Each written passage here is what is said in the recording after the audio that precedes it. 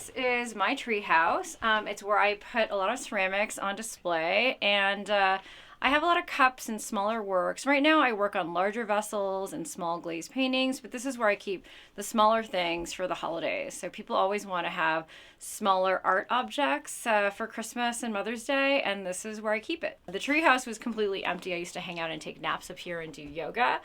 And then I just made so many ceramic, they were filling up the house. And so my partner Mark decided to put the shelves up here. This is sort of like my glorified storage unit. And then after a few years, people wanted to come shop and check out things. And so I open it up for whoever wants to stop by. If they want to see small works of ceramics, I've got it. And my holiday sales are very popular. They're very fun. We used to make pizza at the same time while people were hanging out and looking at ceramics.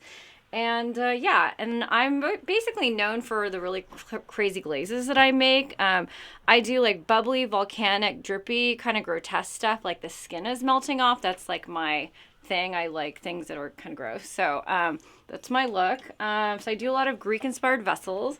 And then I just like all the chunky stuff, like the chunky, bubbly, brightly colored, melty, yeah.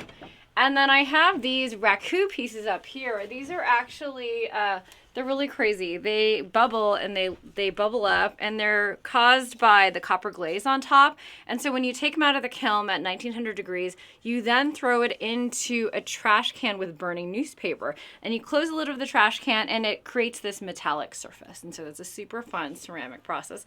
Highly recommended. Yeah, and then lots of other things, lots of cups. Moms and friends and girlfriends always like cups, so that's a thing.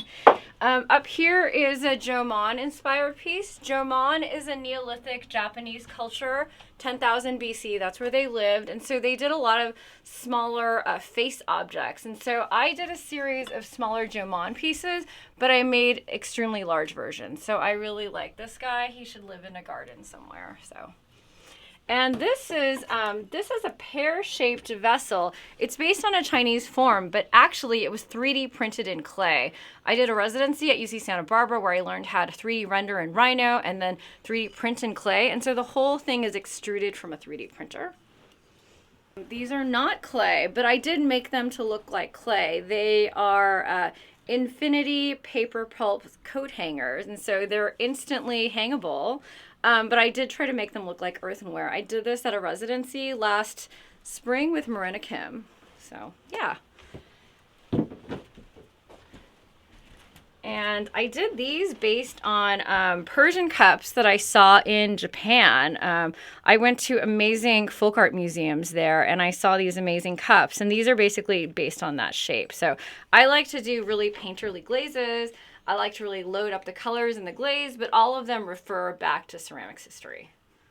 So yeah, and then I've just got my platters here. I like to use them as sort of a painting surface. I do like to think of my work as painting, but three-dimensional. I probably should have just become a painter, but I'm really into making the glazes and all the chemistry and the weird effects that happen.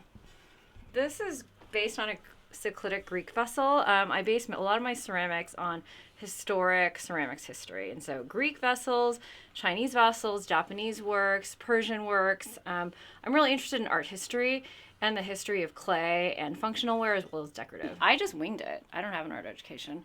I'm a writer. I wrote a book on how to karaoke. I used to publish a lot of zines. I used to work in the gaming industry and the tech industry. So I'm actually, my real life is I'm a writer. So I just kind of wing it with the art. So this is a combination of a painting and a vessel. It's based on the Greek Kyanthos, but I was also inspired by Betty Woodman and how she did very sculptural, painterly vessels that went on a wall that were between architecture and sculpture. So I did this actually at Glendale Community College, where I basically got my art MFA. I'm very proud to say, working with Professor Rob Kibler. And this piece here, this is also based on an ancient Jomon offering bowl. And so the sharp kind of pointing things up here, they're based on flames. And so they did a lot of their pieces based on water and fire. But I just love, their pieces were terracotta, they were brown, but I'm bringing this into the modern age by making this an electric blue.